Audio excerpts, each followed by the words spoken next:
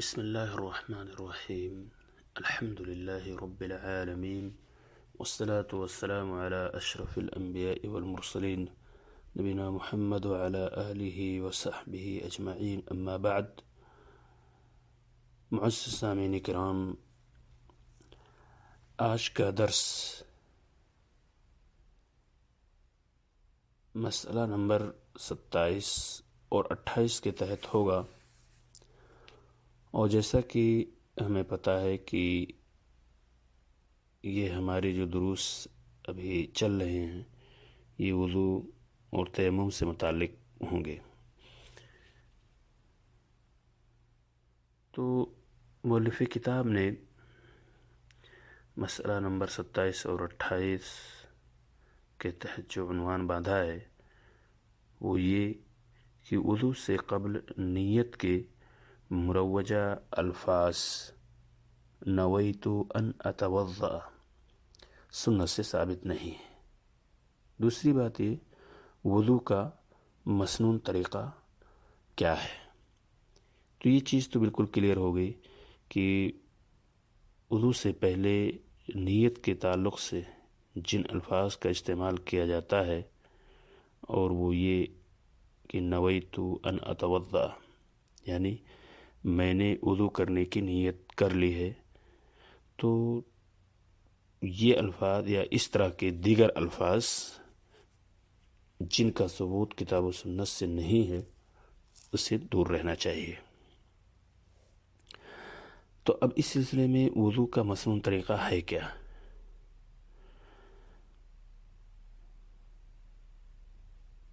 مؤلف کتاب نے ایک متفق علیہ روایت ذکر کر کے اس بات کو ثابت کیا ہے کہ وضو کا صحیح طریقہ کیا ہے. عن عمران رضی اللہ عنہ ان عثمان رضی اللہ عنہ دعا بوضوء فغسل كفيه 3 مرات ثم تمضمض واستنشق واستنثر ثم غسل وجهه 3 مرات ثم غسل يده اليمنى إلى المرفق 3 مرات ثم اليسرى مثل ذلك ثم مسح رأسه ثم غسل رجله اليمنى إلى الكعبين 3 مرات ثم اليسرى مثل ذلك ثم قال رأيت رسول الله صلى الله عليه وسلم توضأ نحو وضوئي هذا متفق علیہ. محترم سامعین، یہ روایت ہمیں اس بات کی تعلیم دیتی ہے کہ وضو کا صحیح طریقہ کیا ہے اور رسول اللہ صلی اللہ علیہ وسلم کس طرح وضو کیا کرتے تھے. ہمیں بھی آپ صلی اللہ علیہ وسلم کی سنت پر عمل کرتے ہوئے بالکل بعین ہی وضو کرنا چاہیے. روایت ہے حضرت عمران رضی اللہ تعالی عنہ سے کہ حضرت عثمان رضی اللہ تعالی عنہ نے وضو کے لیے پانی منگایا. دعا بوضوء فغسل کفیہ 3 مرات، وضو کے لیے پانی منگایا. پہلے انہوں نے اسٹارٹنگ میں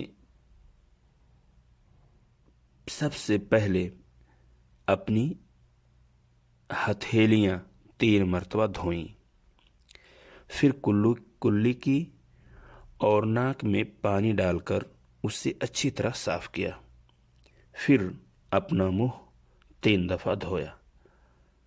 اس کے بعد اپنا دایاں ہاتھ کوہنی تک 3 مرتبہ دھویا. اسی طرح بایاں ہاتھ کوہنی تک 3 مرتبہ دھلا. پھر سر کا مسح کیا اور مسح کے بعد اپنا دایاں پاؤں ٹخنے تک 3 مرتبہ دھویا، اور اسی طرح بایاں پاؤں ٹخنے تک 3 مرتبہ دھویا. پھر فرمایا میں نے رسول اللہ صلی اللہ علیہ وسلم کو اسی طرح وضو کرتے ہوئے دیکھا ہے.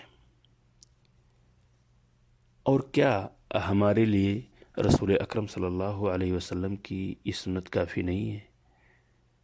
سامعین کرام، ہمیں اور آپ کو سمجھنا ہوگا کہ جب انہوں نے حضرت حمران رضی اللہ تعالیٰ عنہ کی اس روایت میں جو موجود ہے کہ حضرت عثمان رضی اللہ تعالیٰ عنہ نے پانی منگا کر جس طرح وضو کیا، اور جب انہوں نے یہ فرمایا کہ میں نے رسول اللہ صلی اللہ علیہ وسلم کو اسی طرح وضو کرتے ہوئے دیکھا ہے، تو پھر ہمارے لیے اس میں کچھ کمی اور زیادتی کی گنجائش نہیں ہے۔